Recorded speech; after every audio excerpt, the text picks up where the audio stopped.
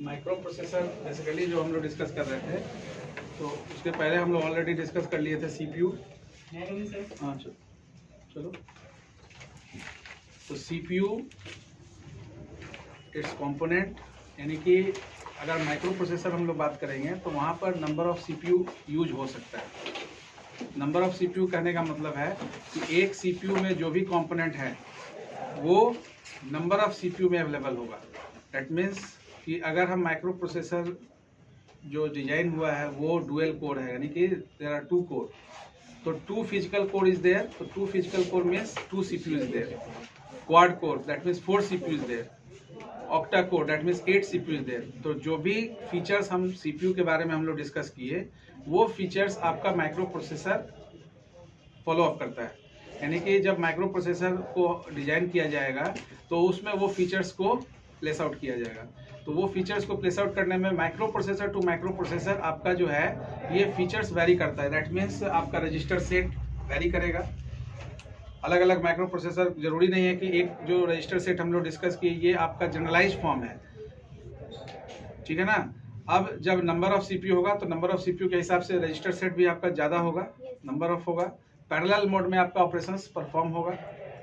तो number of CPU follow the same set of components. तो जब आपका पैरेलल कोई प्रोसेसिंग होगा तो उसमें सारे प्रोसेसर जो है वो इक्विवेलेंट आपका एक्सेशन एग्जीक्यूट कराएंगे, फाइनलाइज कराएंगे, आउटपुट आपका जनरेट कराएंगे। तो जो सीपीयू हम लोग डिस्कस किए, under CPU there is CU, ALU and registers. ये कंट्रोल यूनिट एएलयू रजिस्टर्स आपका माइक्रो प्रोसेसर के अंदर अवेलेबल होगा। तो माइक्रो प्रोसेसर अब हम लोग जो डिस्कस किए थे, माइक्रो प्रोसेसर डिपेंड करेगा कि आप किस पर्पस के लिए यूज कर रहे हैं। तो जैसे हमने एग्जांपल लिया कि माइक्रो प्रोसेसर आपका कीबोर्ड में भी यूज होगा, प्रिंटर में भी यूज होगा, आपका जो है एम्बेडेड सिस्टम में यूज होगा, मॉनिटर में यूज होगा, ठीक है। कोई एप्लीकेशंस जो आप यूज कर रहे हैं उसमें यूज होगा, फैक्स मशीन, ठीक है ना, जेरेक्स मशीन। तो दीज आर वेरियस डिवाइसेस जहाँ पर आपको प्रोसेसिंग कराना है, डेटा प्रोसेसिंग कराना है। तो डेटा को प्रोसेसिंग कराने के लिए प्रोसेसर का जरूरत पड़ेगा। तो उसके लिए हम लोग कैटेगरीज जो उसमें पीडीएफ में शेयर किए थे, कैटेगरीज ऑफ माइक्रो प्रोसेसर, तो इसको हम लोग 3 कैटेगरी में बांटे हैं उसमें। एक हो गया आपका साइज, दूसरा हो गया आपका एप्लीकेशन, तीसरा हो गया आपका आर्किटेक्चर, या आप बोल सकते हैं हार्डवेयर। तो हार्डवेयर या आर्किटेक्चर पॉइंट ऑफ व्यू से भी आपका जो है प्रोसेसर चेंज होता है। साइज पॉइंट ऑफ व्यू में हम लोग क्या देखते हैं, word length. Word length like 4 bit, 8 bit, 16 bit, इस तरह से 64 बिट। तो ये वेरियस वर्ड लेंथ का कंप्यूटर है, ठीक है ना। तो आप जब बोलते हैं 64 बिट का कंप्यूटर लेना है, that means what, 64 bit is the word length of that computer. Like 12 digit calculator, 24 digit calculator, यानी maximum 12 digit computational job is accomplished by that calculator. तो अगर 24 से ज़्यादा डिजिट का जरूरत होगा तो फिर हमको कैलकुलेटर चेंज करना होगा। तो माइक्रो प्रोसेसर का एक लिमिट है जिसका मेजरिंग बिट से होता है।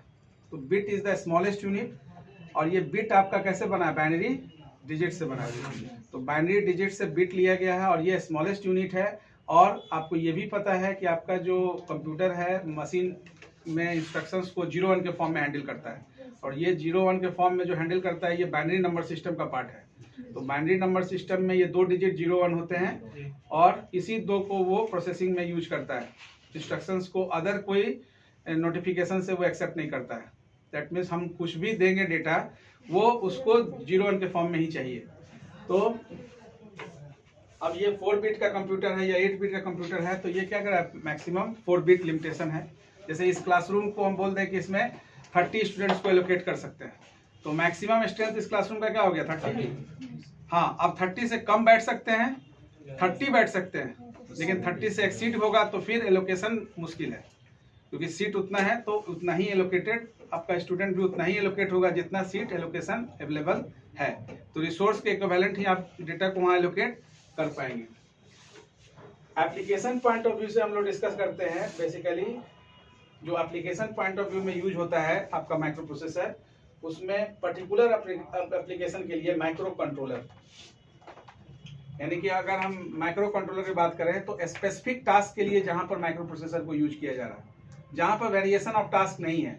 तो आप डेस्कटॉप लैपटॉप जब यूज करते हैं तो वहां पर वेरिएशन ऑफ टास्क होता है। आप वहां पर VLC प्लेयर भी यूज करते हैं, मीडिया प्लेयर भी यूज करते हैं, MS ऑफिस भी यूज करते हैं, टैली भी यूज करते हैं, यानी वेरियस एप्लीकेशन प्रोग्राम यूज करते हैं। यानी कि वेरियस एप्लीकेशन प्रोग्राम का टास्क मैनेजर अलग अलग प्रोसेस जनरेट करता है और अलग अलग प्रोसेस को एग्जीक्यूट करेगा। तो you are using various program, because you are using various program, तो various process is also generated over there. तो micro controller is not used with that system in which there is a variation of task. तो micro controller is specific, यानी कि micro controller भी को micro processor भी हम कह सकते हैं। माइक्रो कंट्रोलर इसलिए बोलेंगे क्योंकि ये स्पेसिफिक टास्क के लिए डिजाइन किया गया है, यूनिफॉर्म टास्क, यानी कि उससे केवल यही। अब जैसे रिमोट कंट्रोल है तो रिमोट कंट्रोल से कोई एक डिवाइस को अगर कनेक्ट करते हैं तो उसी डिवाइस का उसको इंस्ट्रक्शन सेट को फॉलो करता है, दूसरे डिवाइस में वो रिमोट काम नहीं करता है।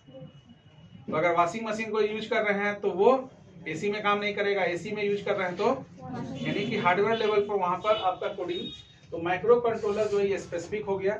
इसमें स्पेशल पर्पस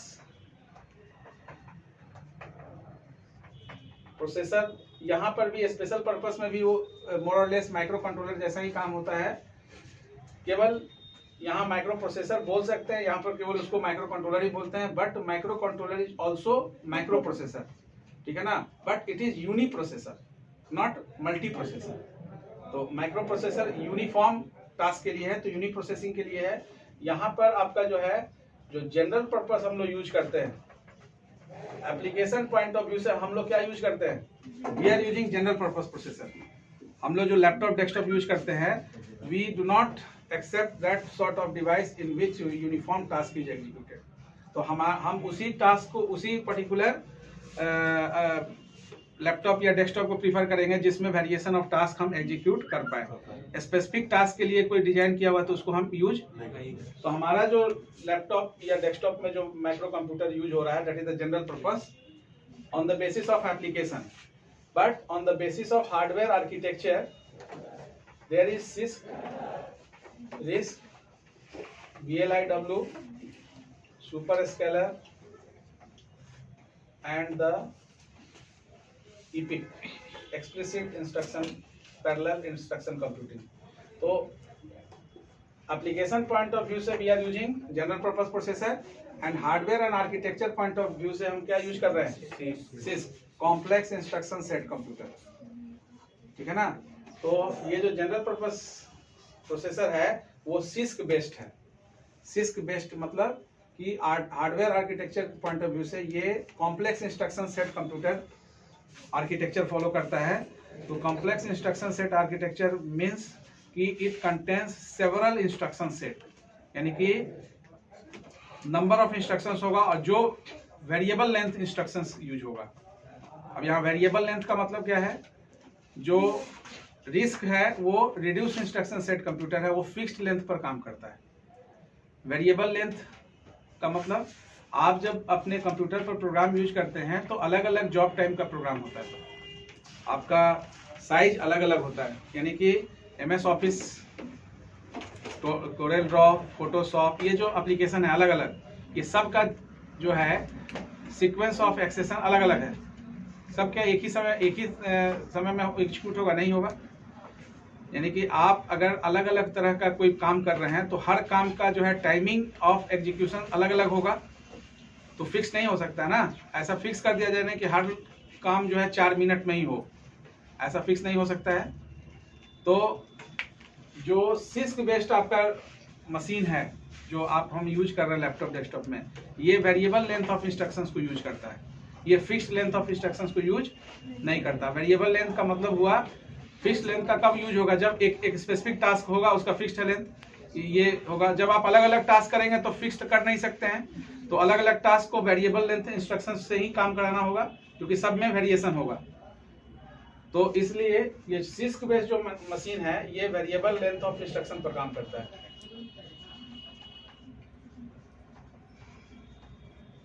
और रिस्क जो है ये फिक्स्ड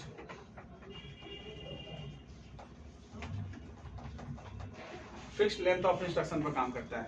अब ये जो आपका आर्किटेक्चरल यानी आर्किटेक्चरल जो डिफरेंशिएशन है, इसमें सिस्क और रिस्क आपको पढ़ना है, ठीक है ना, according to your syllabus. Other भी हम लोग डिस्कस करेंगे, but according to your syllabus CISC and RISC is mention over there. So we just discuss CISC and RISC and focus on CISC and RISC more, because these two architecture is based is the basis for आपका variable length और fixed length instructions है। अब यहाँ पर CISC जो है variable length है, तो ये जनरल पर्पस प्रोसेसर के फॉर्म में काम करता है, जो कि जनरल पर्पस प्रोसेसर में भी आपका variable length of instruction use होता है, क्योंकि variation of task is executed over there. अलग अलग तरह का एप्लीकेशन अलग अलग साइज का वहां पर यूज करते हैं, तो उसके अकॉर्डिंगली इंस्ट्रक्शंस में वेरिएशन आएगा, फिक्स्ड नहीं हो सकता है। रिस्क जो है वो माइक्रो कंट्रोलर बेस्ड मशीन जो होगा एप्लीकेशन पॉइंट ऑफ व्यू से, तो रिस्क वहां पर यूज होगा, ठीक है ना। जैसे वेदर फोरकास्टिंग के लिए जो सुपर कंप्यूटर या मेन फ्रेम कंप्यूटर डिजाइन किया जाएगा, वो केवल वेदर के फोरकास्ट करने के लिए सैटेलाइट से वो केवल वेदर का डेटा ही लेगा, उसको उसके अलावा कोई डेटा नहीं लेना है, तो उसका जो लेंथ ऑफ इंस्ट्रक्शन फिक्स्ड होगा, ठीक है ना। उसमें वेरिएशन भी लाना होगा तो एक सर्टेन साइज तक फिक्स कर देंगे कि इतना, और इसके हिसाब से आपका वो डेटा कलेक्ट करेगा। लेकिन वेरिएशंस कहाँ पर आएगा, जब आप different sort of task, different sort of application use करेंगे। तो that is the six and risk. Now जो वॉन न्यूमैन आर्किटेक्चर हम लोग डिस्कस किए, वो किए कि नहीं? नो सर, अभी कुछ नहीं हुआ इसमें। कुछ नहीं हुआ। तो वॉन न्यूमैन आर्किटेक्चर हम लोग जब डिस्कस करेंगे, तो वॉन न्यूमैन आर्किटेक्चर में 3 सेगमेंट यानी 4 सेगमेंट रखा गया, सीपीयू, मेमोरी, इनपुट और आउटपुट।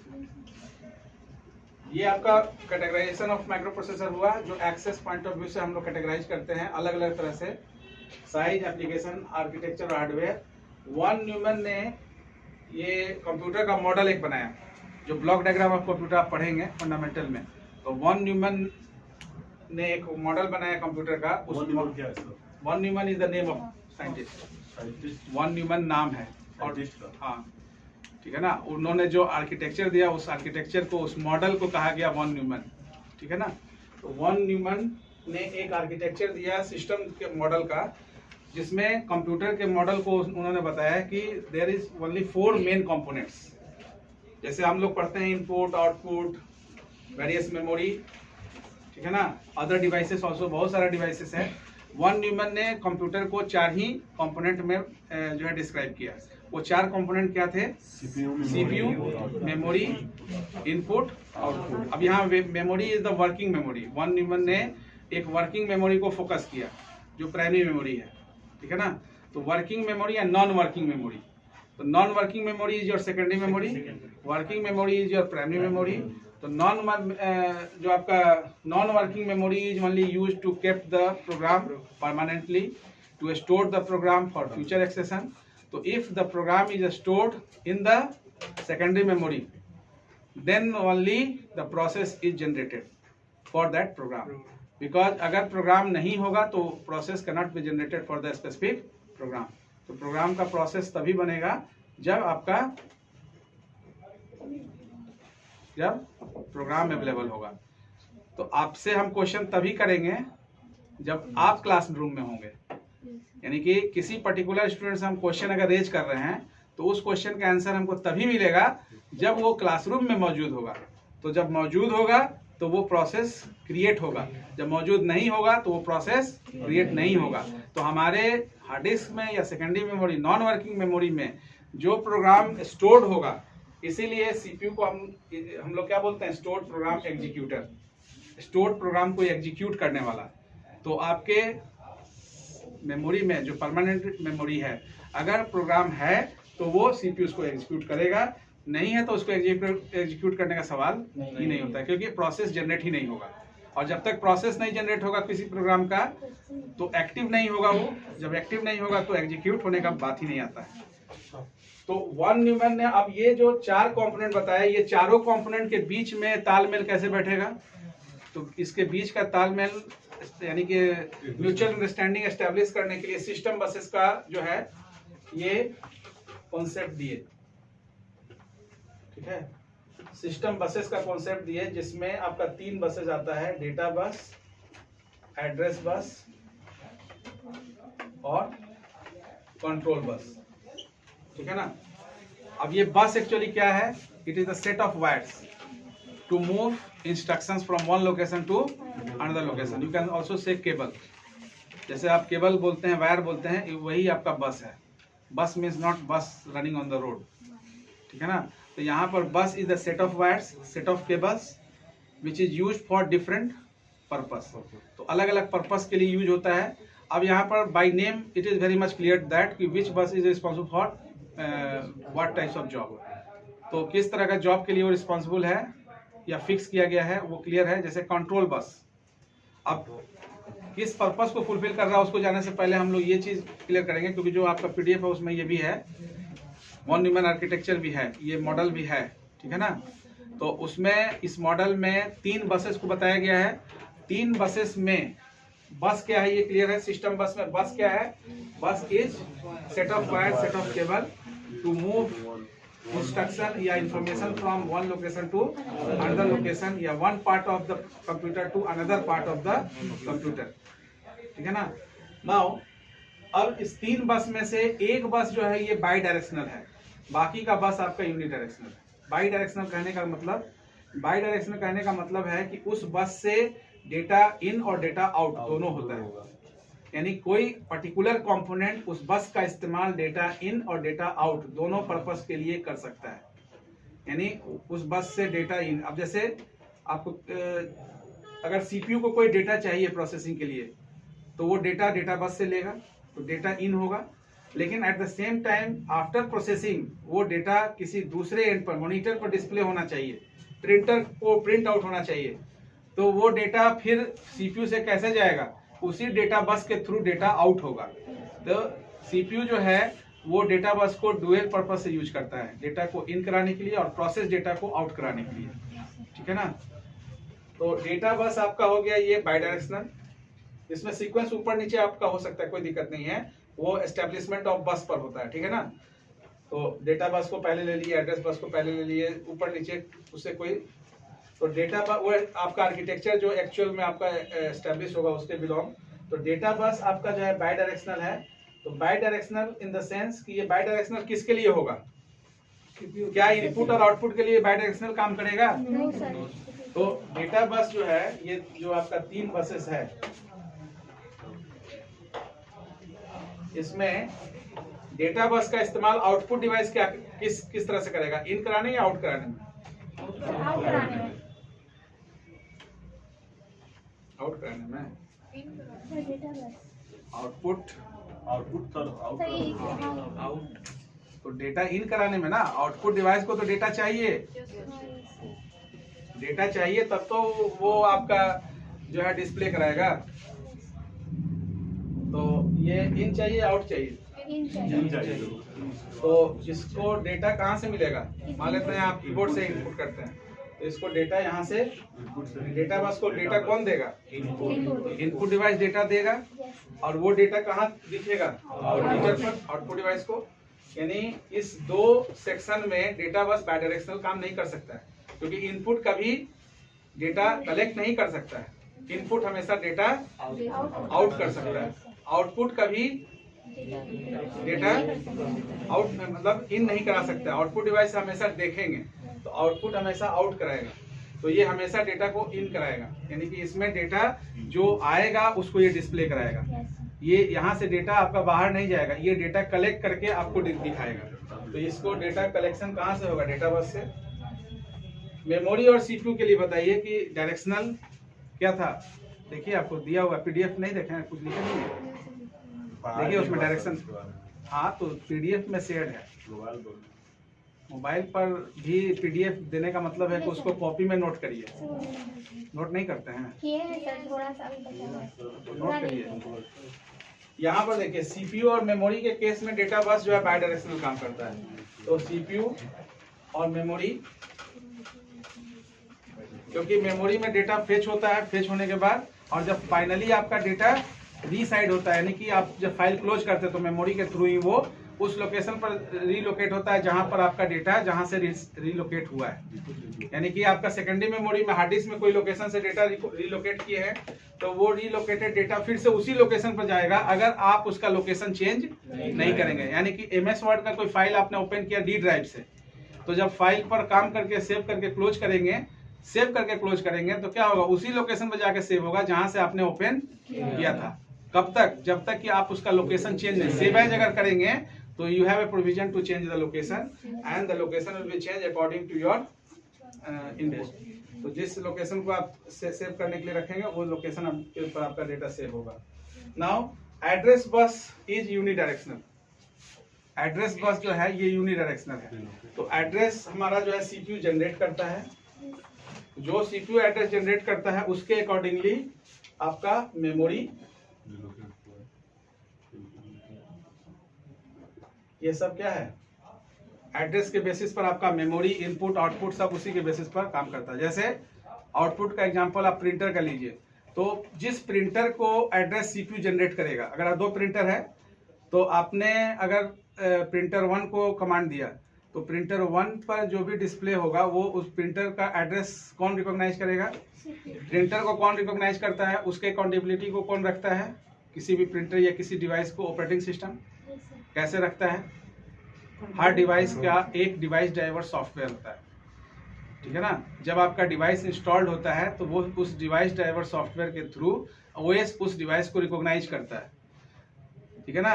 तो जब भी उस डिवाइस को यूज करना होता है तो उस डिवाइस का एड्रेस एक एलोकेट है, उस एड्रेस को सीपीयू जनरेट एलोकेट करता है और उस एड्रेस पर अगर डिवाइस ओके है, यानी डिवाइस अगर कनेक्टेड है, बहुत बार आपके साथ ऐसा होगा कि आप दो प्रिंटर रखे हैं, एक प्रिंटर डिसकनेक्टेड है, एक कनेक्टेड है, लेकिन जो डिसकनेक्टेड है वो भी आपका इंस्टॉल्ड है आपके सिस्टम में। तो जब प्रिंटर को प्रिंट कमांड देंगे तो वो दोनों डिस्प्ले वो दिखेगा, ठीक है ना। अगर डिफॉल्ट आप बनाए होंगे तो एक डिफॉल्ट है, नहीं है तो बाय डिफॉल्ट जो कनेक्टेड है उसको आप कर देते हैं, वहां पर प्रिंट होगा। लेकिन अगर डिफॉल्ट आप नहीं शो है तो आपके पास ऑप्शन रहता है दोनों में से किसी एक को, तो गलती से बाय मिस्टेक आपने उसको सिलेक्ट कर लिया जो डिसकनेक्टेड था, तो चूंकि वो डिसकनेक्टेड है तो उसका इंटरफेस स्टेटस क्या बताएगा सीपीयू को?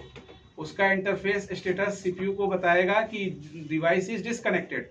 तो एट द मोमेंट जैसे ही आपने फाइल को प्रिंट कमांड दिया, वो डिवाइस चूंकि डिसकनेक्टेड है, आपका वो प्रोसेस क्या हो जाएगा? इंटरप्टेड हो जाएगा। यानी कि प्रिंटिंग का जो जॉब है वो इंटरप्टेड हो जाएगा, डिस्टर्ब हो जाएगा। क्यों डिस्टर्ब हो गया? Because resource is not available. From where CPU get the information, from where CPU get the status about that resource? From the port, from the interface, because we already know that कि जितना भी devices है वो directly CPU से connect नहीं है। In between CPU and that device there is certain interface, and उस interface के through वो device आपका CPU तक कोई भी information sharing में participate करता है। तो अगर वो device disconnected होगा तो CPU को status क्या बताएगा? वो interface device is not okay, device is disconnected। तो first of all you have to connect that device, and once you connect that device then the interrupt process get resume its process. Sir जब connect ही नहीं था, हाँ। Sir जब हमने उसको मतलब नोटिस करेंगे कि प्रिंटर के लिए तो सर उसको दिखाएगा क्यों? हाँ, क्यों दिखाएगा? वही चीज बता रहे हैं कि आपका कनेक्ट हो चाहे नहीं हो, अगर आपका प्रिंटर इंस्टॉल्ड है, हाँ, आप प्रिंटर इंस्टॉल करके रखते हैं, जब जरूरत होगा कनेक्ट कर लेंगे, ठीक है ना।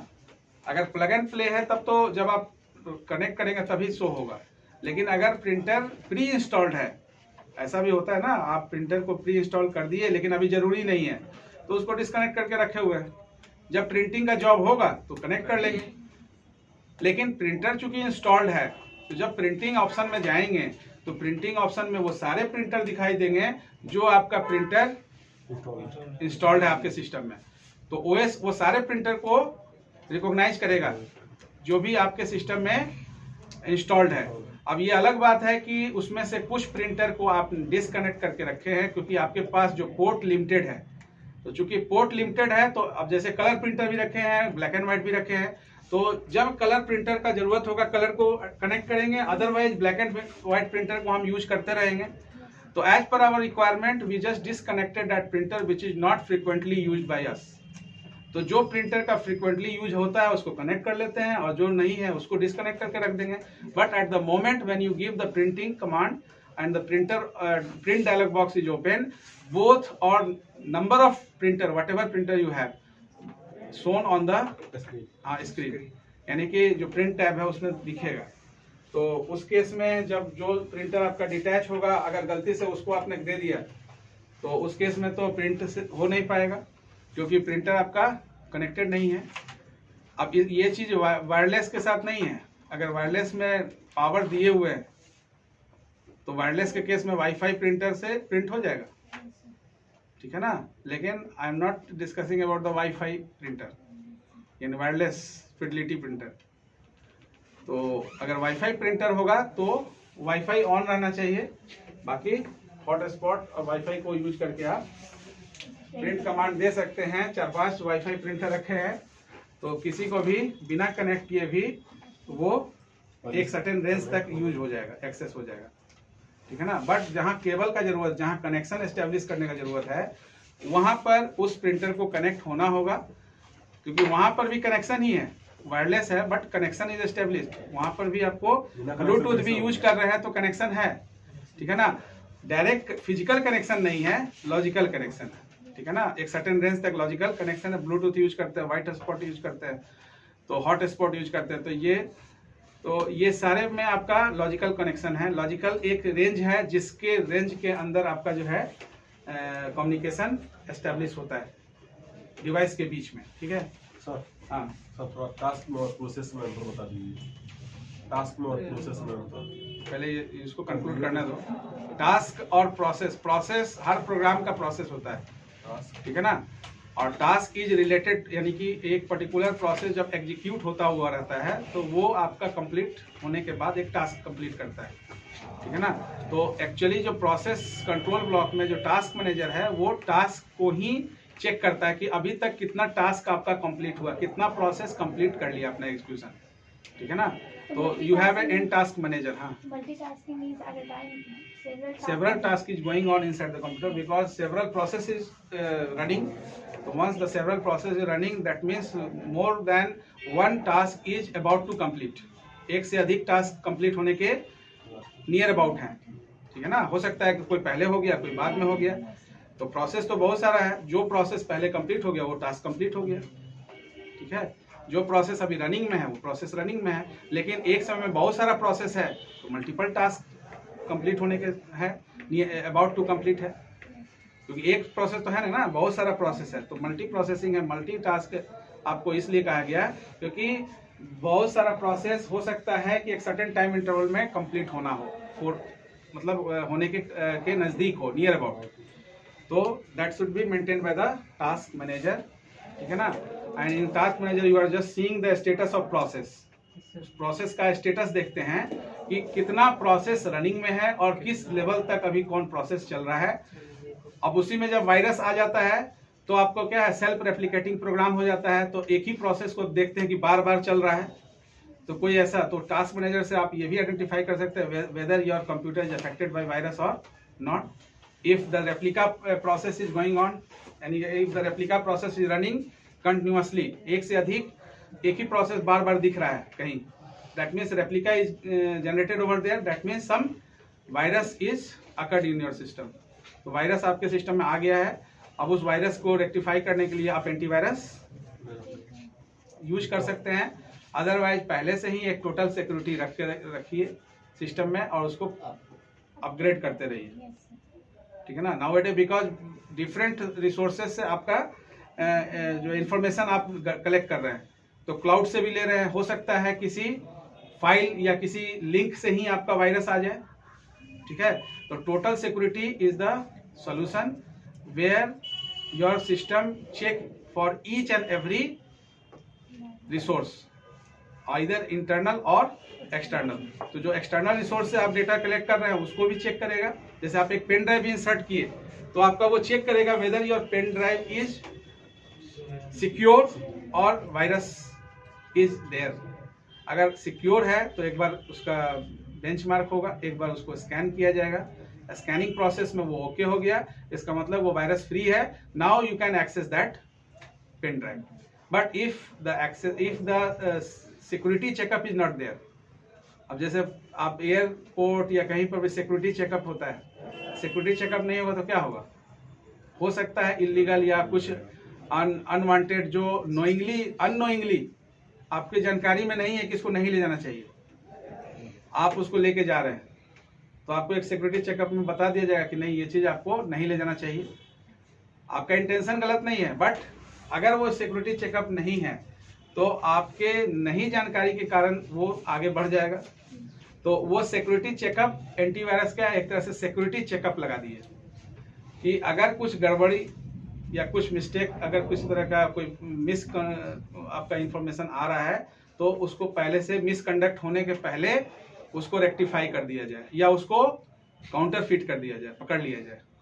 तो ये काउंटर फिट हम सेल्फ कर नहीं पाएंगे, तो logically by program and by the help of that virus generated program antivirus software के थ्रू उसको हम रिकॉग्नाइज कर पाएंगे।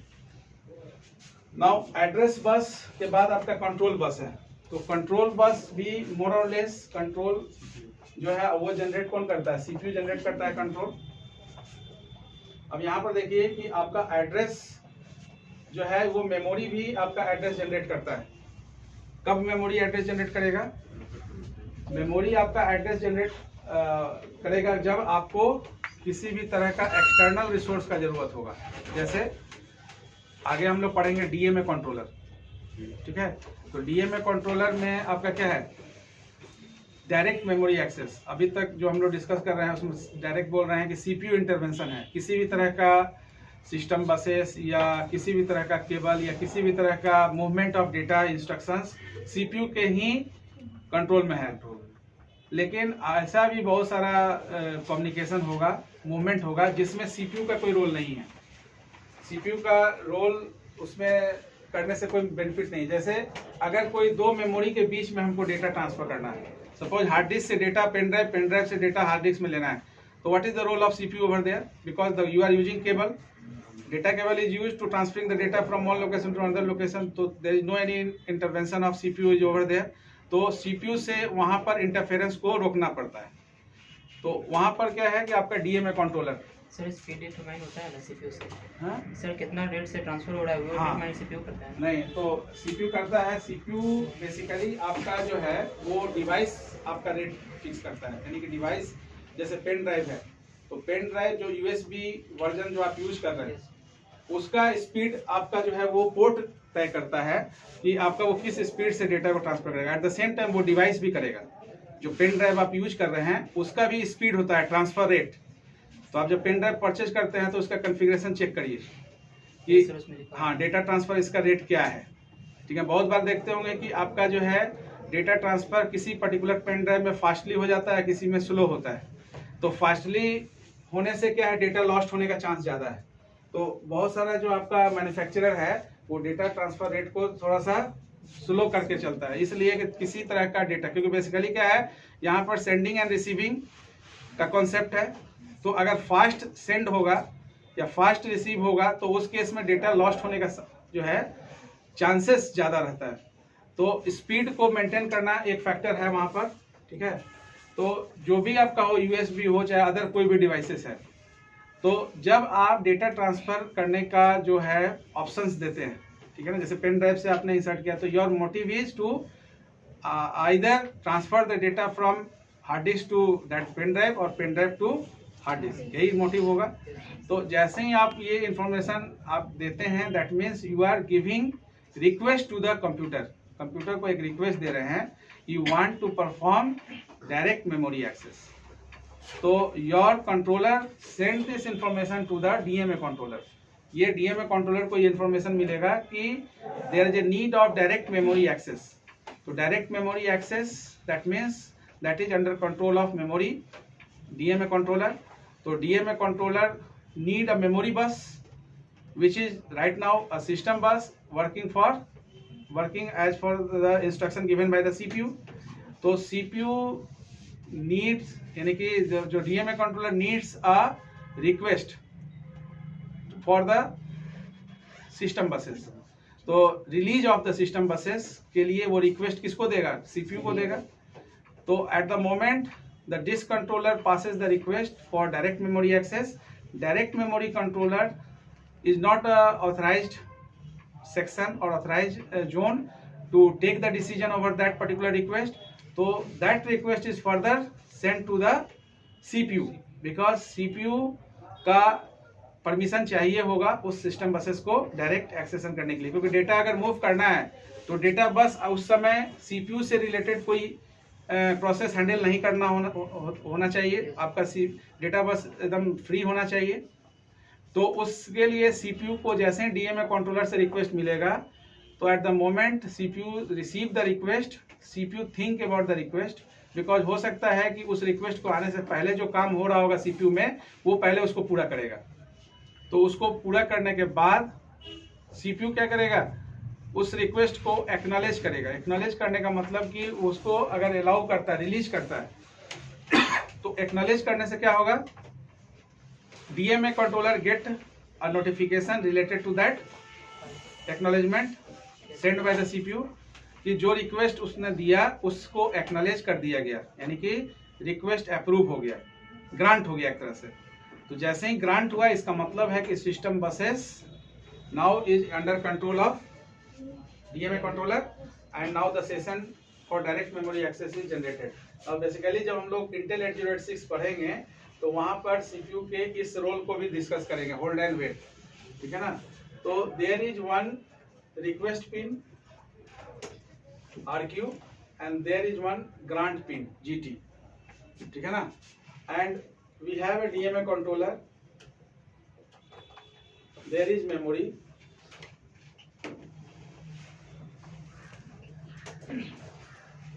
There is disk controller. We are using disk controller for that particular purpose. यहाँ पर अब आपका 3 बसेस है.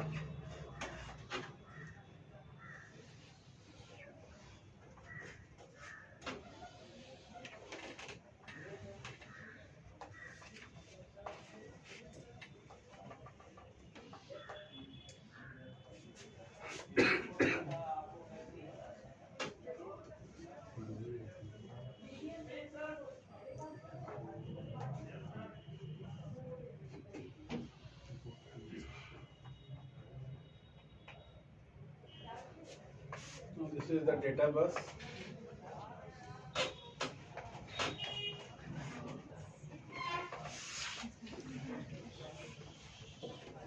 Address bus.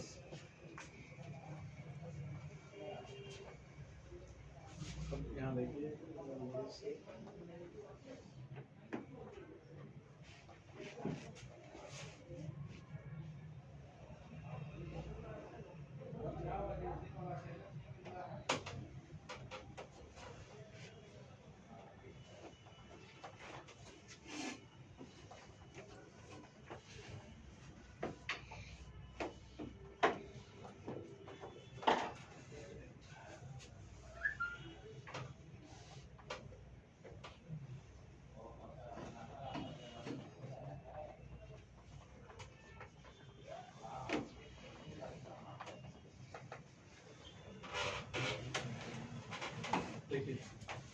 ये अभी हम लोग जो CPU बात किए, ठीक है? तो इन CPU में there is RQ pin and GT pin. तो RQ is for request and GT is for grant. तो डिस्क कंट्रोलर से हम इंफॉर्मेशन डालें और डिस्क कंट्रोलर उस रिक्वेस्ट को, that is DMA request, DREC is the DMA request and DAC is the acknowledgement send by the DMA controller to disk controller. तो disk controller के through जो भी रिक्वेस्ट दिया गया DMA कंट्रोलर को, DMA controller उस request को CPU को भेजेगा through the request pin. In Intel 8086 also we have that pin. ठीक है ना? जिस पिन को हम होल्ड और रिक्वेस्ट पिन बोलते हैं। Hold is for passing the request, और रिक्वेस्ट जो आपका रिलीज होता है तो उसके लिए। तो there is a hold pin यानी कि एच रिक्वेस्ट पिन, और एक आपका जो है हाँ एच रिक्वेस्ट एंड होल्ड। तो एच रिक्वेस्ट पिन से रिक्वेस्ट आपका सीपीयू को मिलेगा, और होल्ड पिन से सीपीयू क्या करेगा, सिस्टम बसेस को इंटरनल प्रोसेस के लिए होल्ड कर देगा। यानी इंटरनल प्रोसेस यहाँ पर अभी जो है वो होगा, बाहर से कोई डेटा इसको एड्रेस नहीं चाहिए। तो उस दौरान ये जो आपका रीडायरेक्ट होगा डीएमए कंट्रोलर, यानी 3 बसेस हम लोग जो देख रहे हैं, डेटा बस, कंट्रोल बस और एड्रेस बस, ये तीनों बस रीडायरेक्ट कहाँ होगा, डीएमए कंट्रोलर को। और डीएमए कंट्रोलर फिर उसको अपने हिसाब से डायरेक्ट मेमोरी एक्सेस करने के लिए यूज करेगा। अब ये चीज, एक और चीज होता है साइकिल स्टीलिंग, यानी अगर सीपीयू कोई काम कर रहा होता है और उसी बीच में कोई स्मॉल स्केल ऑफ डेटा आपको मूव करना है, तो उसके उस डेटा या उसके उस पर्टिकुलर साइकिल में भी आप उस काम को कर सकते हैं। फुल साइकिल आपको कब चाहिए, यानी फुल आपको बस कब चाहिए, जब वॉल्यूम ऑफ डेटा आपको मूव करना है। तो बहुत बार आपका ब्लॉक ट्रांसफरिंग का जरूरत जब पड़ता है तब आपको फुल साइकिल चाहिए होता है, और बहुत बार साइकिल स्टीलिंग यानी कि साइकिल को चुरा भी लिया जाता है, यानी कि in between cycle data transfer कर लिया, यानी कि दूसरा जो डेटा जा रहा था उसी के साथ आपका भी डेटा चला गया। यानी कि अब सीपीयू से कोई डेटा आपका हार्ड डिस्क में जा रहा था, उसी के साथ आपका भी डेटा चला गया। तो that is the cycle stealing, but it happens only for small scale of data transfer. If you have to send the data, if you have to transfer large scale of data or volume of data, then block transferring mode is needed. And for block transferring mode, we need prior permission by the CPU, and the DMA controller need prior permission by the CPU to gain control, complete control over the system buses. तो ये जो आपका redirect देख रहे हैं, this is the complete gain control gain up है आपका जो है डीएमए कंट्रोलर का for time being to perform DMA operation, direct memory access operation. Otherwise अगर स्मॉल अमाउंट आपका डेटा है तो उस केस में यू कैन परफॉर्म, यानी कि आपका सिस्टम जो है साइकिल स्टील करके, साइकिल स्टीलिंग प्रोसेस से भी आपका डेटा को डायरेक्ट ट्रांसफर कर सकता है। ठीक है ना, जैसे ये ठीक उसी तरह से है जैसे आप कोई इवेंट है आपके यहाँ, आप पूरा बस हायर किए, ठीक है ना, और किसी का इवेंट हो रहा है, आपको उसी रास्ते में जाना है, तो आप उसी बस के ऊपर होकर चले गए, इंडिविजुअली आपको जाना है। तो जो बस जा रहा है, मान लेते हैं यहाँ से कोई बस जहानाबाद जा रही है, ठीक है, आपको जहानाबाद उतरना है, आप उसी बस में हो लिए। लेकिन अगर आपके यहाँ कोई इवेंट है, तो लार्ज स्केल पर उस इवेंट में आपके जो है रिलेटिव्स आएंगे, उनके लिए अगर आपको पूरा बस एलोकेट करना है, तो उस केस में क्या आपको फुल बस चाहिए, एक सर्टेन 2 दिन 3 दिन के लिए, तो फुल हायरिंग करेंगे आप। पार्ट हायरिंग से काम नहीं होगा, या हायरिंग यानी कि विद इन हायरिंग आप इंक्लूड नहीं हो पाएंगे, क्योंकि आप पूरे रिलेटिव्स के लिए सोचेंगे तब, यानी कि बल्क में डेटा जाना है। और ऐसे क्या इंडिविजुअली हमको बीच लोकेशन पर उतरना है, तो जो बस का जो साइकिल जो चल रहा है उसी बस में चढ़ के उतर गए, दैट इज द कॉन्सेप्ट। तो cycle stealing is the part in which the same cycle, in the same cycle, existing cycle, the data is moved from one location to another location, ठीक है ना, without any previous request generated for the CPU। तो कोई request generate करने की जरूरत नहीं है, आपका उसी साइकिल में कंप्लीट हो गया काम। लेकिन जहां पर ब्लॉक ऑफ ट्रांसफरिंग डेटा होगा, तो वहां पर हमको पूरे साइकिल का जरूरत होगा। एक साइकिल चाहिए जिसमें हम डेटा को ट्रांसफर कर सके, और जैसे ही वो साइकिल कंप्लीट होगा तो अगेन ये, इसलिए आपका ये दिख रहा है, अगेन ये रिक्वेस्ट जो होल्ड किया है वो रिक्वेस्ट होल्ड हटाएगा, ये जो ग्रांट किया है ग्रांट को फिर होल्ड कर देगा, यानी जो अलाउ किया है उसको डिसअलाउ करेगा, और CPU again gain control over system buses. Now the operation is continuously process on the basis of CPU. तो सीपीयू के बेसिस पर आपका वो ऑपरेशन परफॉर्म होगा। तो दैट इज द पर्टिकुलर। तो जो टर्मिनोलॉजी जो डिस्कस हम लोग कर रहे थे, एक बार कोई ओपन करिए, उसमें टर्मिनोलॉजी क्या क्या है कोई बोलिए, ताकि उसको हम लोग एलेबरेट कर लें जो जो टर्मिनोलॉजी उसमें है माइक्रो प्रोसेसर रिलेटेड, क्योंकि कैटेगरीज में ये सारा डिटेल्स उसमें आपको मिल जाएगा जो हम लोग डिस्कस किए। टर्मिनोलॉजी में जैसे बिट है, तो एक एक खाली पॉइंट बताइए कि बिट है, तो बिट क्या है उसको हम लोग डिस्कस कर लेते हैं। ठीक है ना। तो पहला क्या था, bit. Chip, chip is the smallest silicon, जो आपका जो माइक्रो प्रोसेसर है उसके लिए चिप का वर्ड का यूज किया जाता है। ठीक है ना, सिलिकॉन चिप के फॉर्म में। चिप एक्चुअली वेफर्स के फॉर्म में होता है। वेफर्स आपको पता है, जैसे जो भी आप चिप्स ये सब जो खाते हैं, वेफर्स यानी कि नंबर ऑफ क्या कह सकते हैं उसको, discrete components, number of part wafers. तो एक लेयर बाय लेयर, तो number of layers are there, तो that is the silicon chip. Next, bit जो है ये स्मॉलेस्ट यूनिट ऑफ मेजरिंग है। आप जो कंप्यूटर में जो भी हम लोग मेजरिंग करेंगे तो वो उसका स्मॉलेस्ट मेजरिंग यूनिट आपका बिट है। और बिट ये बाइनरी डिजिट से बना है, तो bit means binary digit. Why bit? Because in bit we are using the digit of binary number system. तो नंबर सिस्टम भी अभी हम लोग देखेंगे थोड़ा सा। तो बिट में आपका जो बाइनरी नंबर सिस्टम का 2 डिजिट यूज हुआ है, 0 और 1, क्योंकि वही 2 डिजिट यूज होता है बाइनरी नंबर सिस्टम में। और जो भी आपका इंस्ट्रक्शंस का जो मेजरमेंट होगा वो 0-1 के बेसिस पर होगा, तो इसलिए बिट आपका स्मॉलेस्ट यूनिट कंप्यूटर का है। नेक्स्ट, हाँ, बिट से बिट साइज होगा। ठीक है ना, बिट साइज से बाइट। तो बाइट एक्चुअली बिट का ही कलेक्शन ऑफ बिट्स है। 8 बिट्स को एक बाइट बोलते हैं। फिर उसके बाद जीबी, टीबी, जो भी आपका एमबी है वो बाइट्स। अब यहाँ पर क्या है कि जो बेस आपका है बाइनरी का वो कितना है, 2। तो जो भी आपका बिट से बाइट, बाइट से केबी, केबी से एमबी, एमबी से जीबी, इसमें 2 का पावर रेंज होता है। तो 2 का पावर 10, तो 2 का पावर 10 दैट इज 1024।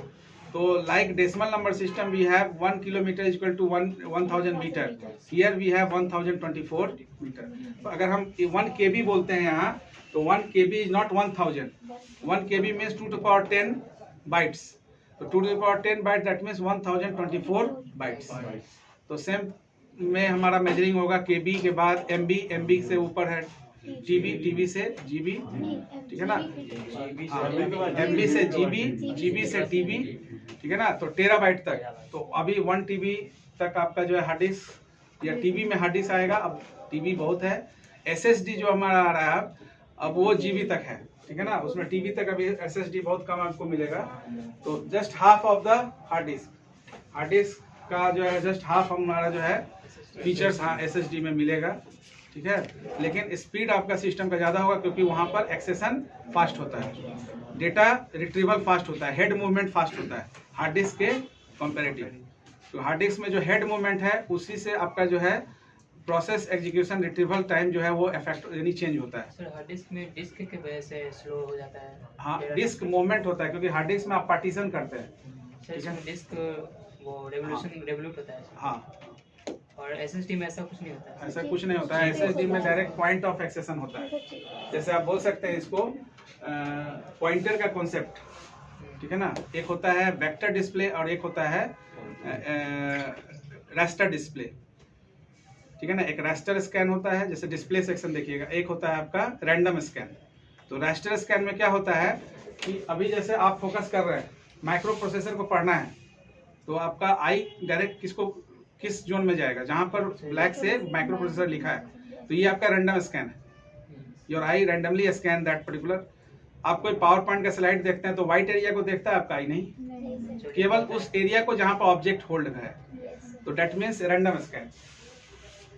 तो माइक्रो प्रोसेसर लिखा है तो यहाँ पढ़े, व्हाइट वाले में क्या है उससे कोई मतलब नहीं, व्हाइट एरिया उसको just release that, leave that white area. तो जो रैंडम स्कैन होता है वो फास्ट, ठीक है, और जो रास्टर स्कैन होता है उसमें जैसे आप पहले का सीआरटी मॉनिटर का इमेजिन कर लीजिए। सीआरटी मॉनिटर नाम सुने हैं ना, कैथोड रे ट्यूब मॉनिटर। जो पहले टीवी आप देखते थे उसमें पीछे से देखते थे कैथोड रे ट्यूब रहता था, इलेक्ट्रॉन गन फायर होता था। हाँ, सीआरटी कैथोड रे ट्यूब। तो सीआरटी बेस्ड जो मॉनिटर है उसमें रास्टर स्कैनिंग आप देखेंगे तो उसमें क्या प्रॉब्लम आता था, फ्लिकरिंग सबसे मेजर प्रॉब्लम था, फ्लिकरिंग और स्नोबॉल, ये दो सबसे मेजर। फ्लिकरिंग, हाँ, स्नोबॉल जो व्हाइट स्पॉट, अगर if the signal is not properly reach the particular device then that white spot snowball occur over there. Nowadays that is blue screen. ठीक है ना. अभी क्या है कि सिग्नल या नेटवर्क किसी तरह का इशू का तो ब्लू स्क्रीन आ जाएगा अगर कलर मॉनिटर है तो. लेकिन उस समय ये स्नोबॉल और फ्लिकरिंग क्या था, auto adjustment of the scanning process. तो ऑटो एडजस्टमेंट में क्या है कि अगर ये आपका डिवाइस है तो इसमें अगर ऑटो एडजस्टमेंट नहीं होगा तो स्कैनिंग दिखने लगेगा. तो रास्टर स्कैन बेस्ड जो मॉनिटर होता था उसमें बेसिकली क्या था कि एक लाइन को देखने के लिए, जैसे टाइपराइटर में आप कैसे करते हैं, टाइपराइट करते हैं तो टाइप आपको करना है चाहे नहीं, लेकिन लास्ट लाइन तक जाते हैं फिर नीचे आते हैं. Yes, sir. फिर यहाँ जाते हैं 2 ही लाइन लिखना है लेकिन लास्ट तक जाके फिर तब नीचे इधर आते हैं. तो हर बार क्या आता है, हर बार जब एक लाइन को लिखते हैं उसके बाद एक, फिर यहाँ से लिखे, फिर इसके बाद फिर यहाँ से लिखे, इस तरह से करते करते जब लास्ट लाइन पर आते हैं तो यहाँ से एक बार कर्सर यहाँ आता है. तो ये जो कर्सर है that is the vertical retrace and this one is the horizontal retrace. अब ये चीज जब आपका प्रॉब्लम आता है तो ये स्कैनिंग दिखने लगता है फ्लिकरिंग से. फ्लिकरिंग से फिर आपको ऑटो एडजस्ट करना पड़ता है, लाइनिंग आने लगता है और उस लाइनिंग को आप फिर बटन से री एडजस्ट करते हैं ताकि वो लाइनिंग नहीं है. क्यों? क्योंकि रास्टर स्कैन बेस्ड जो आपका मॉनिटर डिस्प्ले होगा उसमें लाइन बाय लाइन स्कैनिंग होगा. ठीक है ना. तो एक लाइन आपका पिक्चर अगर आपने ए यहाँ लिखा है तो इस ए को लिखने के लिए लाइन बाय लाइन पहले ये ए आएगा, इसका पार्ट आएगा, फिर ये जहाँ आएगा तो ये बनेगा, इस तरह से बनता हुआ नीचे आएगा. ठीक है ना. यानी एक ऑब्जेक्ट को डिस्प्ले अगर आप सेंटर में किए हैं तो उस सेंटर इमेज को डिस्प्ले करने के लिए पूरा स्कैनिंग होगा लाइन बाय लाइन. अब उस स्कैनिंग प्रोसेस को आप बढ़ा घटा सकते हैं. वो मैन्युफैक्चरर क्या करते हैं, इंटरलेस्ड और नॉन इंटरलेस्ड मॉनिटर बनाते थे. Interlaced, non interlaced, that means कि स्कैनिंग लाइन बाय लाइन होगा या लाइन स्किपिंग होगा. तो लाइन बाय लाइन होगा तो मान लेते हैं 1 के बाद 2 में जाएगा, 2 के बाद 3 में जाएगा, तो इसमें समय लगेगा. स्किपिंग में क्या हुआ, 1 के बाद 3 में जाएगा, 3 के बाद 5 में जाएगा, स्किप कर दिए. सर स्कैनर में भी होता है. हाँ, वो डिपेंड करता है कि आप किस तरह का, जैसे डॉट मैट्रिक्स प्रिंटर की बात करेंगे तो पिक्सेल्स के बेसिस पर, जैसे टाइपराइटर का एग्जांपल लिए, डॉट मैट्रिक्स है, लेजर प्रिंटर है, इंकजेट प्रिंटर है, सबका जो ग्राफिक्स है वो डिफरेंट है. ठीक है ना. अब ये ग्राफिक्स जब हम लोग बोलते हैं तो हम बेसिकली क्या बोलते हैं, जैसे कलर, कोई भी प्रिंटर की बात करेंगे तो कलर प्रिंटर और कलर मॉनिटर दोनों 2 तरह का चीज है. कलर प्रिंटर के लिए हम अलग तरह का मॉडल यूज करते हैं, कलर मॉनिटर के लिए हम अलग तरह का मॉडल यूज करते हैं कलर. तो जब आप कलर मॉडल देखेंगे तो उसमें देखिएगा RGB जो है वो कलर प्रिंटर के लिए, जो आपका डिस्प्ले के लिए यूज होता है RGB मॉडल, और जो आपका प्रिंटर है उसमें CMYK मॉडल यूज होता है. अब वहां पर फिर हम लोग पढ़ते हैं एडिटिव मॉडल और सब्ट्रैक्टिव मॉडल. ठीक है. तो कलर मॉडलिंग में जब जाएंगे तो जो प्राइमरी कलर से बनता है सब एडिटिव है. जैसे रेड और ग्रीन को मिला दिए, ग्रीन और ब्लू को मिला दिए, रेड ग्रीन ब्लू आपका क्या है, प्राइमरी कलर है. और सब्ट्रैक्टिव मॉडल में क्या आ गया कि जब आप इस प्राइमरी कलर को यूज करके सब जो है दूसरा कलर बनाते हैं, जैसे रेड, ग्रीन और ब्लू तीनों को मिलाकर क्या बन गया. तो ये जब हम लोग तीनों कलर मिलाएंगे तो तीनों का इंटेंसिटी देखिए, जो शेडिंग आपका अलग अलग कलर का शेडिंग बनता है वो अलग अलग इंटेंसिटी से बनता है. अब वो ग्राफिक्स जब पढ़िएगा तो वो ग्राफिक्स में डिटेल आपको पता चलेगा. अब अगर 0 इंटेंसिटी का है तो रेड, ग्रीन, ब्लू तीनों को 0 कर दे तो कौन कलर बनेगा, चेक कर सकते हैं. शेडिंग लैपटॉप है या डेस्कटॉप है तो उसमें ओपन करिए, पेंट, MS पेंट ओपन करिए और उसमें कलर को देखिए. वहाँ पर देखिए RGB मॉडल होगा क्योंकि डिस्प्ले है. RGB मॉडल में देखिएगा रेड, ग्रीन, ब्लू 0 किया हुआ होगा. उसका इंटेंसिटी चेंज करिए, केवल रेड कर दीजिए, देखिए रेड कलर आ जाएगा. यानी रेड कलर करने के लिए क्या करना होगा, रेड को 255 सेट करना पड़ेगा, खाली रेड होगा. अगर ग्रीन है तो 255 रेड को, ग्रीन को करेंगे, बाकी को 0 कर देंगे तो RGB मॉडल वहाँ दिखेगा. तो वो डिपेंड करता है कि आपका डिवाइस मॉनिटर है, प्रिंटर है. मॉनिटर है यानी सॉफ्ट, प्रिंटर है यानी हार्ड. तो जहाँ सॉफ्ट है वहाँ पर लाइट ट्रांसमिट करता है और जहाँ हार्ड है वहाँ पर इंक रिफ्लेक्ट करता है, यानी कि इंक के थ्रू। तो इंक जेट या जो भी प्रिंटर हम लोग यूज करते हैं वहाँ पर कलर कॉम्बिनेशन जनरेट होता है, तो लेयर बाय लेयर। तो इसलिए अलग अलग मॉडल वहाँ पर हम लोग डिस्कस करते हैं, ठीक है ना। हाँ, नेक्स्ट क्या था उसमें? Level. Nibble is also measuring unit, but nibble जो है वो हाफ बाइट का होता है, यानी कि एक बाइट में 4 निबल होता है, 4 बीट का एक निबल होता है, तो एक बाइट में आपका 2 निबल हो जाएगा। एक बाइट 8 बीट का होता है और एक निबल में 4 बीट होता है, तो एक बाइट में 2 निबल होगा। तो निबल को भी मेजरिंग के ही में यूज किया जाता है। Then RAM, ROM, these two are the volatile memory, but ROM is not completely volatile memory. Nowadays it is programmable. ROM को हम लोग programmable है क्योंकि फ्लैश मेमोरी यूज करते हैं। We are using PROM, EPROM, EEPROM, तो electrically erasable programmable read only memory, जहाँ पर अल्ट्रा वायलेट रे के थ्रू हम इरेज करके फिर न्यू डेटा वहाँ पर प्रोग्राम कर सकते हैं। तो volatile memory is the memory where the data is held or kept only during the current session, यानी सेशन जब तक है तब तक। सेशन आउट होने का मतलब यहाँ पावर फेलियर या कुछ भी, जैसे ही पावर फेलियर हुआ तो आपका वो डेटा लॉस्ट हो जाता है। जैसे रैम, तो रैम डेटा होल्ड तब तक करता है जब तक कि आपका पावर ऑन है। पावर ऑफ होगा वो सारा डेटा को वैनिश कर देता है, मिटा देता है। तो it vanishes all the data once the power is off. But your secondary memory is non volatile memory. Your hard disk is non-volatile memory because it retains the data after power off or shutdown of the computer also. Because that memory is used for permanently residing the data. तो वो memory आपका permanently programme को reside करने के लिए use होता है, इसलिए वहाँ पर जो भी डेटा होगा वो डेटा आपका पावर ऑफ भी होगा तब भी अवेलेबल होगा, और जब भी आपको यूज करना होगा तो वो क्या है, स्टोर्ड प्रोग्राम एरिया है। तो वो आपका स्टोर्ड प्रोग्राम एरिया है जहां से प्रोग्राम प्रोसेस में कन्वर्ट होगा। तो जो भी प्रोसेस कन्वर्जन होगा वो स्टोर्ड प्रोग्राम एरिया से होगा, ठीक है ना।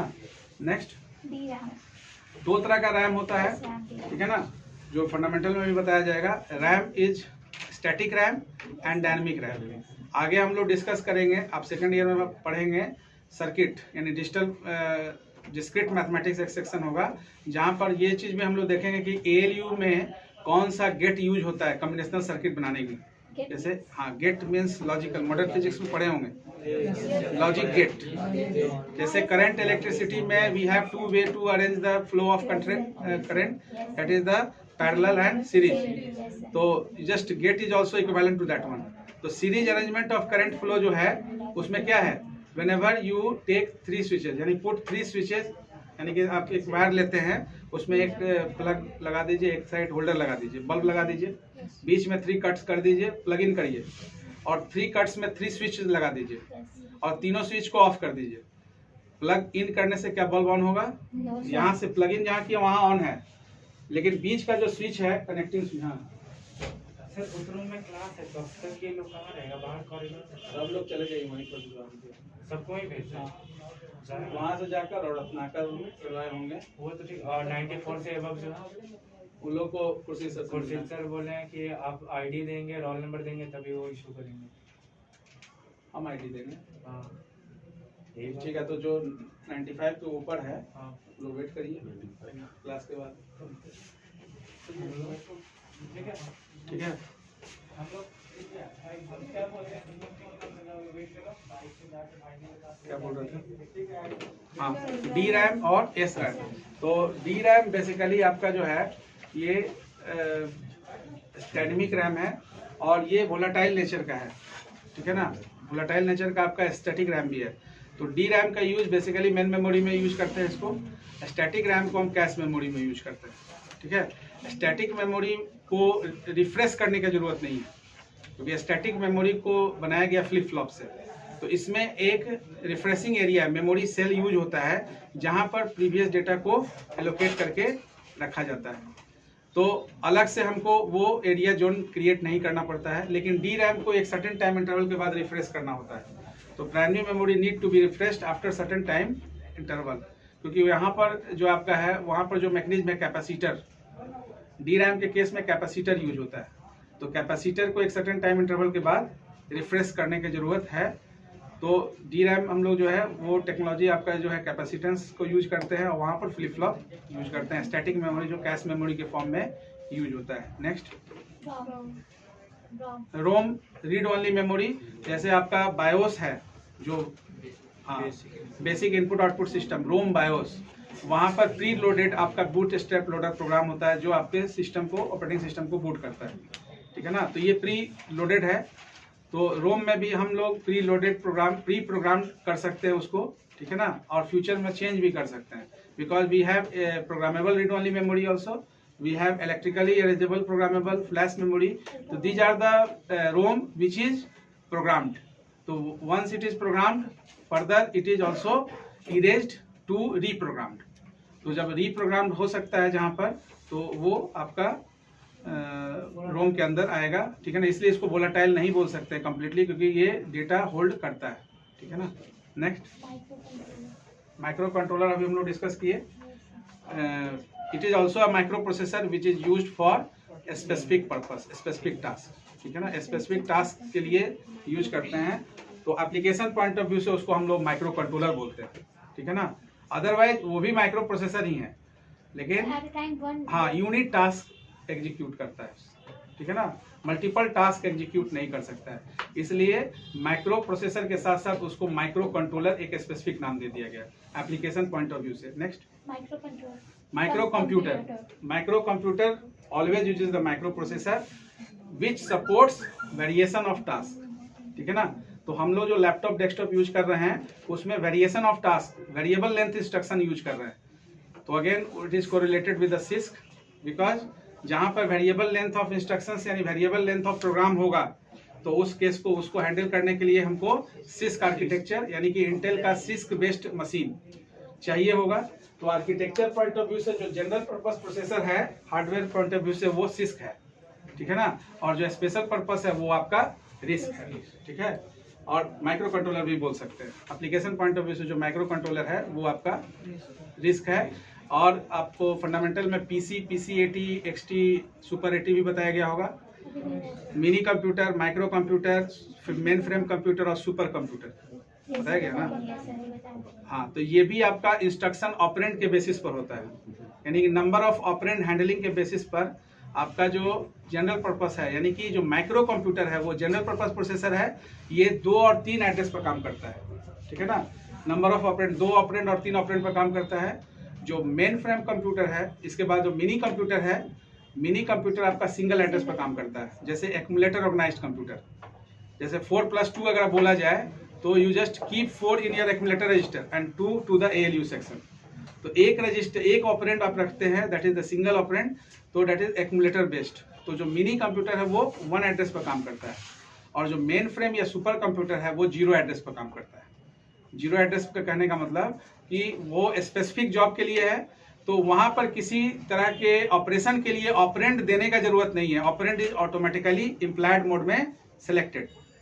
तो operand is automatically selected, implied mode में सिलेक्टेड होगा, ऑटो सेलेक्टेड होगा, जहां पर ऑपरेशन के दौरान प्रीवियस जो लास्ट 2 ऑपरेंड है वो ऑपरेंड एग्जीक्यूट कर ले। तो that is the stack organised computer. तो वो 0 एड्रेस पर काम करता है। तो उसको हम लोग लेटर ऑन हम लोग उसको भी डिस्कस करेंगे। नेक्स्ट बस, आपको पता है it is a set of wires और केबल्स। सिस्टम बसेस, उसी को सिस्टम बस कहा गया, ग्रुप ऑफ वायर्स को, ठीक है ना, system buses. Firmware is the software, जैसे फॉर्मवेयर, जैसे रोम बायोस हम बोल रहे हैं, दिस इज द फॉर्मवेयर। तो firmware is the software which replaces the hardware, ठीक है ना। ये भी एक तरह का सॉफ्टवेयर है जो हार्डवेयर को रिप्लेस करता है। तो हार्डवेयर बूटिंग जो है वो हार्डवेयर के थ्रू है। तो रोम बायोस को आप बोल सकते हैं it is example of firmware, ठीक है ना, जो रोम आप यूज करते हैं। इनपुट, आउटपुट और हार्ड डिस्क। तो इनपुट, आउटपुट और storage devices, these are the component which is connected with the system, ठीक है। तो input device just to take the input, output device to take the output. Now the output is in 2 different manner, soft और hard. तो for keeping the soft version we need a monitor, and to take it a hard manner then we need a printer. तो printer standard नहीं है, standard आपका monitor है। क्यों? क्योंकि maximum time हम लोग सॉफ्ट वर्जन ही काम करते हैं। कोई फाइल पर काम करते हैं तो सॉफ्ट कॉपी सॉफ्ट वर्जन पर ही करते हैं, जब जरूरत होता है तब प्रिंटर का इस्तेमाल करते हैं। तो प्रिंटर का यूज तब होगा जब हमारा सॉफ्ट वाले डेटा का जो है फिजिकल या मैनुअल एक्सेशन करना होगा, ठीक है ना। सॉफ्ट यानी लॉजिकल एक्सेशन करने के लिए वो सॉफ्ट वर्जन हमारे लिए सफिशिएंट है, ठीक है। नेक्स्ट, कंप्यूटर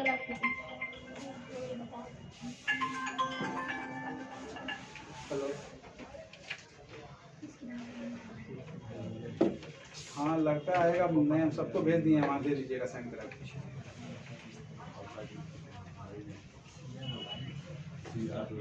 444 का जाएगा। ठीक ठीक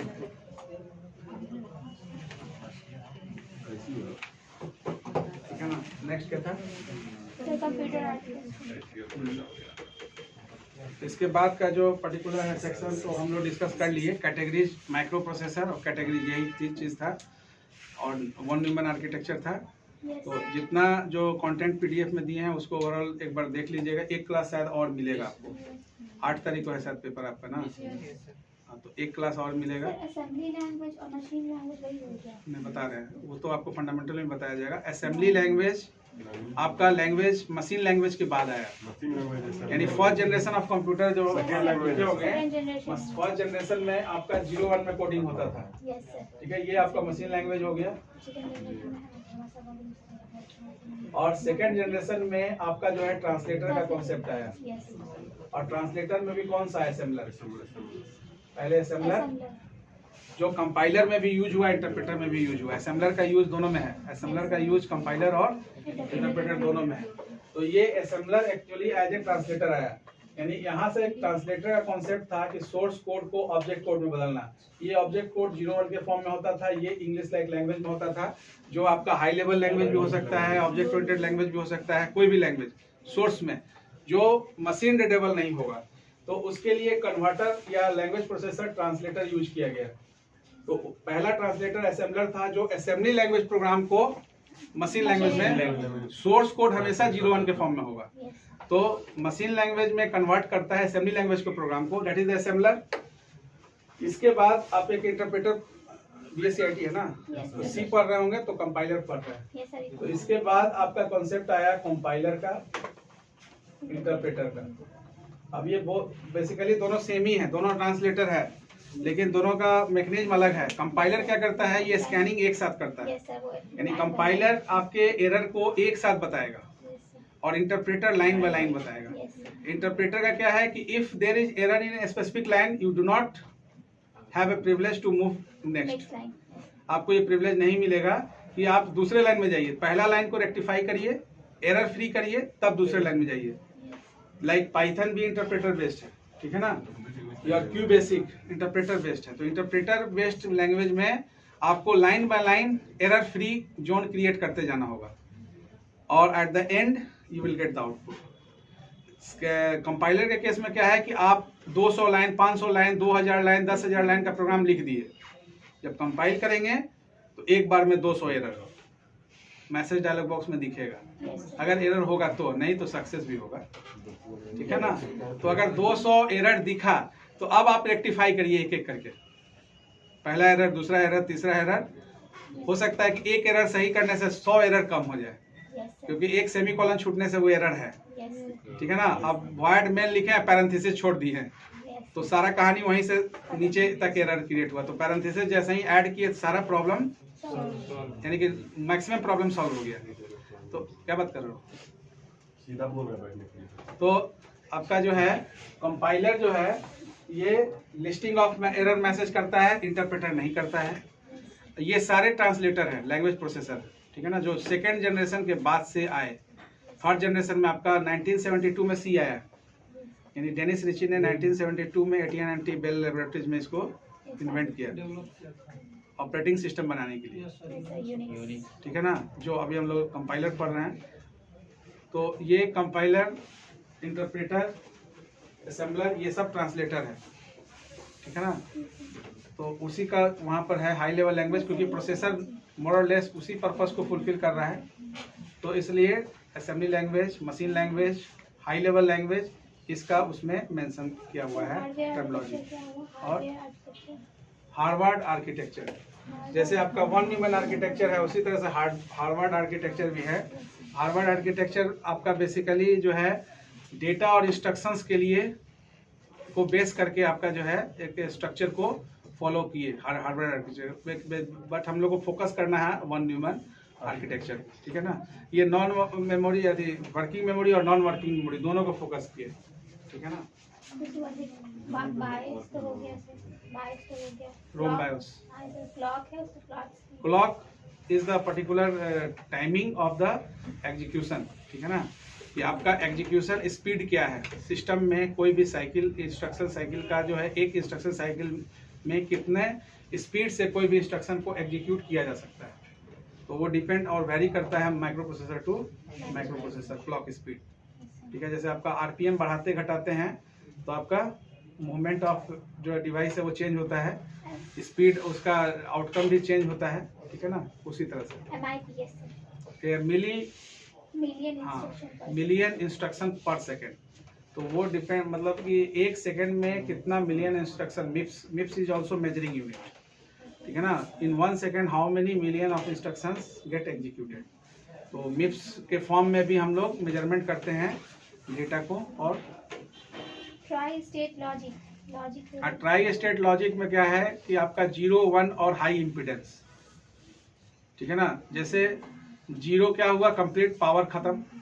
आपके घर में पावर ऑफ है तो 0 है, यस सर, पावर ऑन है तो ऑन है। यस सर, लेकिन एक ऐसा भी केस होता है जब हाई इम्पीडेंस है, वो पावर होते हुए भी कोई काम का नहीं है, यस सर, ठीक है ना, हाई वोल्टेज हो गया, यस सर, तो that is the high impedance. तो उस केस में आप कुछ कर नहीं सकता, आपके सिस्टम में कुछ हो नहीं सकता है, तो that is the tri state logic. तो तीसरा केस वैसा है, एक केस है जिसमें आप कुछ नहीं कर रहे हैं, आप डिजेबल मोड में रखे हैं, एक में इनेबल किए, एक में इनेबल है लेकिन हाई इम्पीडेंस में है, जिसमें कुछ करने की स्थिति में आपका सिस्टम नहीं होता है। हाई इंपीडेंस ऑपरेटिंग सिस्टम बाकी आपका मोर और लेस फंडामेंटल से रिलेटेड है। ऑपरेटिंग सिस्टम क्या है, तो set of sequence of instructions है। हाँ माइक्रो प्रोसेसर, माइक्रो कंट्रोलर है, आर्किटेक्चर है, तो बस है। उसके बाद का नीचे का सब हम लोग डिस्कस कर लिए, ठीक है, स्टॉप करिए। हार्डवेयर एंड आर्किटेक्चर हाँ, इससे ज़्यादा कुछ होगा भी नहीं, इसी को